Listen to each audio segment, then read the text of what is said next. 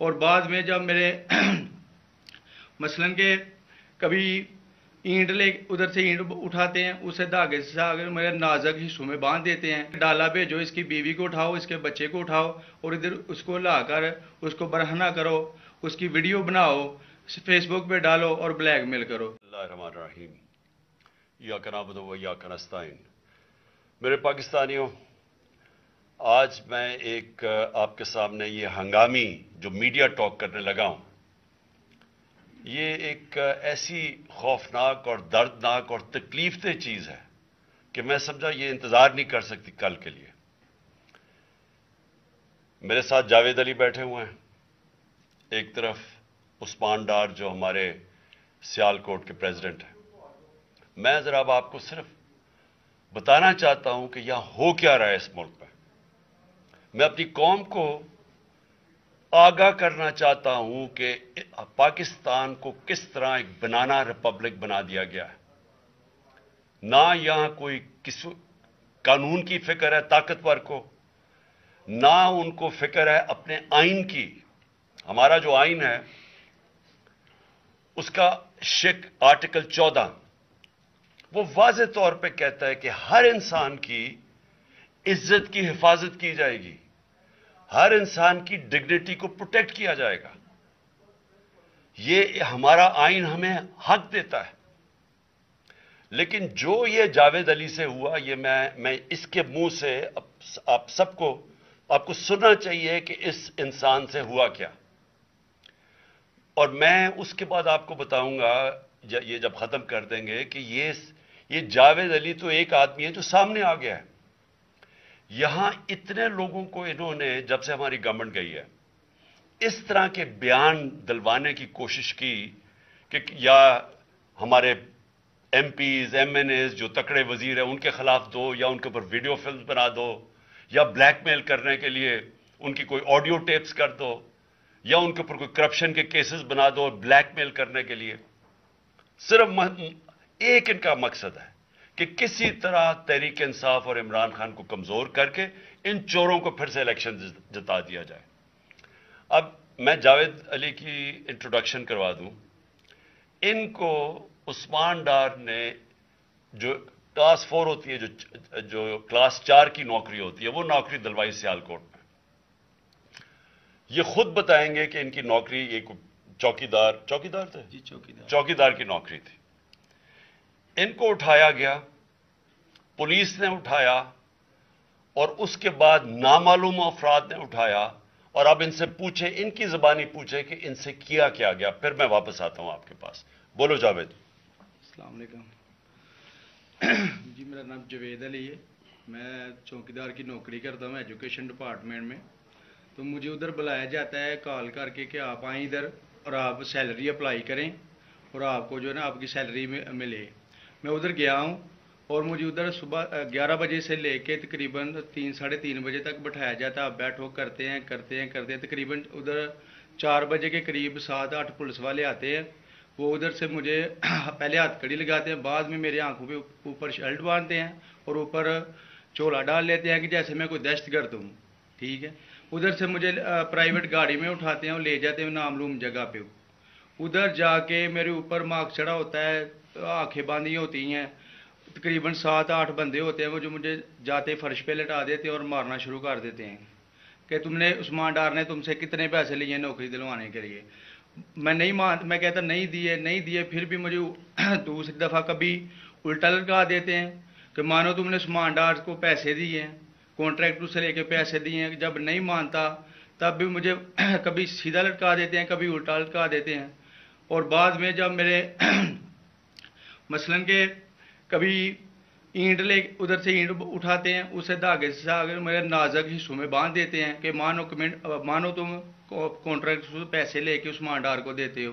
کپڑے اتارتے ہیں، بتاؤ۔ بعد میں مجھے ننگا کرتے ہیں، کپڑے اتار کے ادھر فرش پہ بٹھا دیتے ہیں کہ مانو تم نے عثمان ڈار کو پیسے دیے ہیں۔ جب نہیں مانتا تو پھر ادھر سے کہتے ہیں کہ ایک ڈالا بھیجو، اس کی بیوی کو اٹھاؤ، اس کے بچے کو اٹھاؤ اور ادھر اس کو لا کر اس کو برہنہ کرو، اس کی ویڈیو بناؤ، فیس بک پہ ڈالو اور بلیک میل کرو.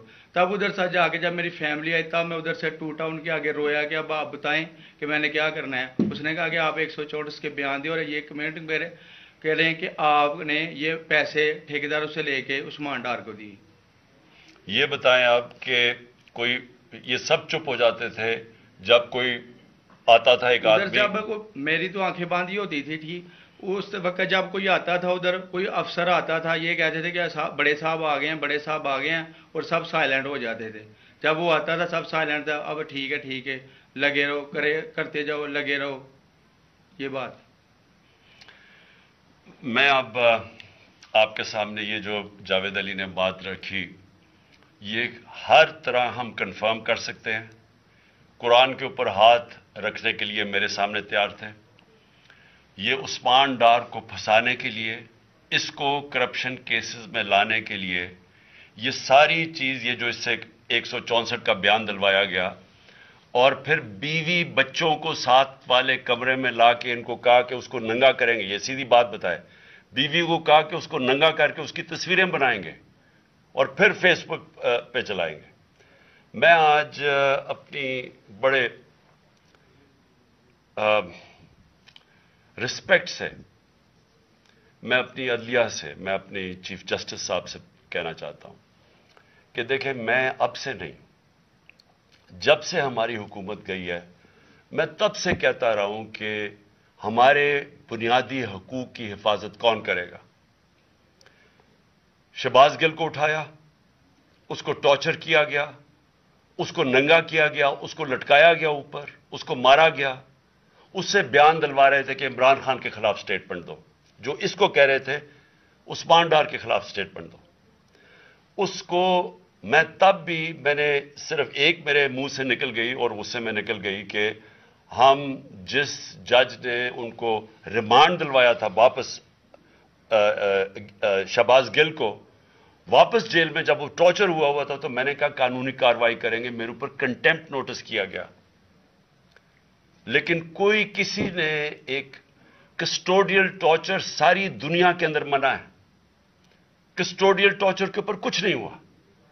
پھر اعظم سواتی کو اٹھایا گیا, اور ساری قوم کے سامنے جو اعظم سواتی نے اپنے زبان سے بتایا کہ اسے کیا گیا ہے, ایک ٹویٹ کے اوپر, اس کا صرف ایک ٹویٹ کر دی تھی اس نے کہ NRO2 باجوہ نے دیا, جو سب قوم جانتی ہے. اس کے اوپر جو اس سے کیا گیا, پھر ویڈیو بھیجی گئی اس کی بیوی اور اس کی بیٹی کو.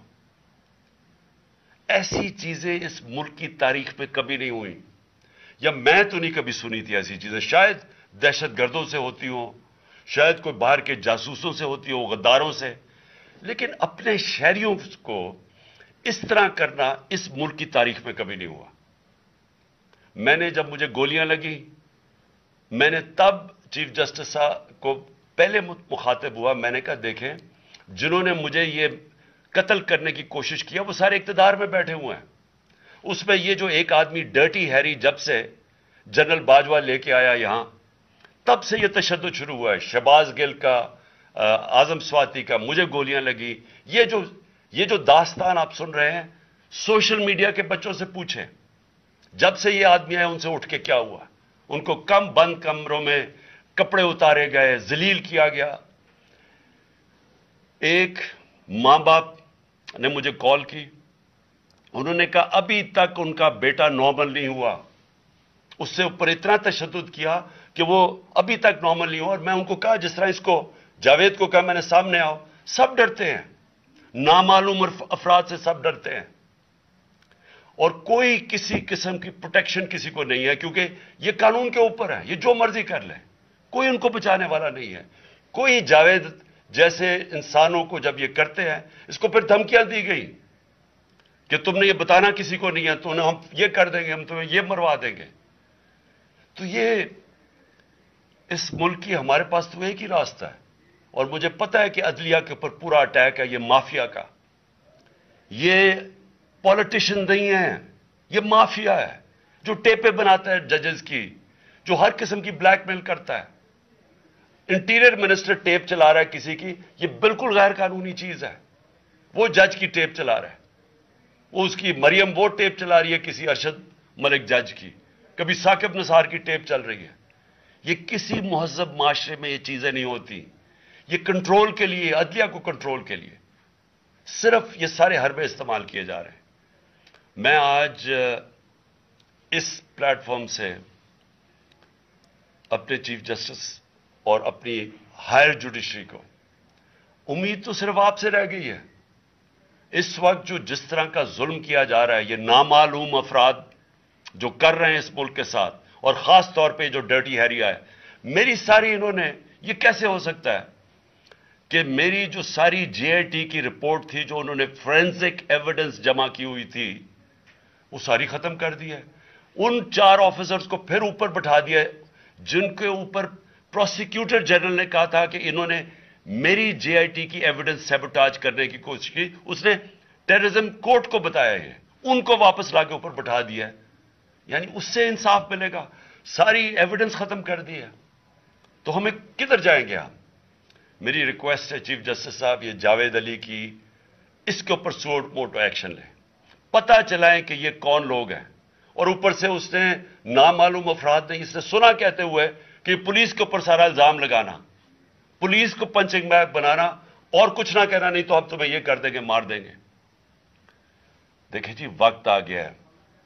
میں اپنی جوڈیشری سے یہ کہنا چاہتا ہوں کہ یہ جو بھی آپ کا سب سے بڑی جوڈیشری کی سب سے بڑی ذمہ داری ہمارے بنیادی حقوق کی حفاظت کرنا ہے. یہاں جس طرح یہ رجیم چینج کے بعد جس طرح بنیادی حقوق ختم کیے گئے ہیں، لوگوں کو لاوارث چھوڑ دیا ہے، سمجھ نہیں ہے لوگ جائیں کدھر انصاف کے لیے. ہم نے ایک پرامن احتجاج جیل بھرو تحریک شروع کی. جو لوگوں کو اٹھا کے لے کے جا رہے ہیں، ان کو کپڑے نہیں دے رہے ہیں، ان کو دور دور لے گئے ہیں، کسی کو اٹک ڈرانے دھمکانے سے خوف پھیلا رہے ہیں. ایک طرف ایک پرامن احتجاج تاکہ ملک میں نقصان نہ پہنچے. اب ہماری قوم آگے مشکل میں ہے، مہنگائی میں ڈوب گئی. کبھی پاکستان کی تاریخ میں 41% مہنگائی انفلیشن نہیں ہوئی. چھوڑ کے گئے تھے 12% تھی، آج 41% ہے. ہم اس کے احتجاج کریں کہ چور اوپر بٹھا دیے، این آر او مل گیا ہے، پکڑ کے یہ حالات ہوتا ہے، سب کو ڈرانا دھمکانا، جرنلسٹ کو، صحافیوں کو، ٹی وی چینلز کو. تو میں صرف چیف جسٹس صاحب اور آپ اپنے سپریم کورٹ سے آج خاص درخواست کرتا ہوں کہ یہ جاوید علی کی کہانی سنیں، پوچھیں کون ذمہ دار ہے. کہیں تو لائن ڈرا کریں کہ اب ان کو خوف تو ہو کہ کوئی کھڑا ہے ان کے لیے، عوام کے لیے، عوام کے ساتھ کھڑا ہے. کوئی تو ایکشن لیں تاکہ عوام کو کوئی حوصلہ ہو کہ ہماری عدلیہ ہمیں بچائے گی. کون بچائے گا جاوید؟ سوچیں کہ بیوی بچوں کو ساتھ والے کمرے میں جا کے کہتے ہیں اب اس کو ننگا کر کے ہم اس کی تصویریں بنائیں گے. یہ کون سے معاشرے میں ہوتا ہے؟ یہ کوئی غدار ہے؟ کوئی ایک چوکی دار کی کلاس 4 کی نوکری کر رہا ہے، اس سے اٹھا کے یہ کیا کہ جی اس کے خلاف ایویڈنس دے کہ وہ دیکھیں جی کتنا آپ نے اس کے لیے کتنی، پتہ نہیں کدھر سے اس نے کلاس 4 کے چوکی دار نے پتہ نہیں کیسے پیسے بنا کے دینے تھے اس کو. لیکن کوئی ایویڈنس مل جائے تاکہ کسی طرح تحریک انصاف کا جو سیالکوٹ کا ہمارا ڈسٹرکٹ کا پریزیڈنٹ ہے، اس کو کسی طرح گندا کیا جائے اور اس کو کسی طرح نااہل کیا جائے، کسی طرح اینٹی کرپشن میں آ جائے. اور یہ ہے پنجاب کی جو انہوں نے کیئر ٹیکر گورنمنٹ، یہ جو ایک بددیانت دار ایک میں اس کا نام مجھے سمجھ نہیں آتا کہ ایسا گھٹیا چیف الیکشن کمیشن اس ملک کی تاریخ میں نہیں آیا کہ شرم نہیں آئی کہ نیوٹرل کیئر ٹیکر یہ حرکتیں کرتا ہے. یہ نیوٹرل کیئر ٹیکر کے نیچے ہو رہا ہے.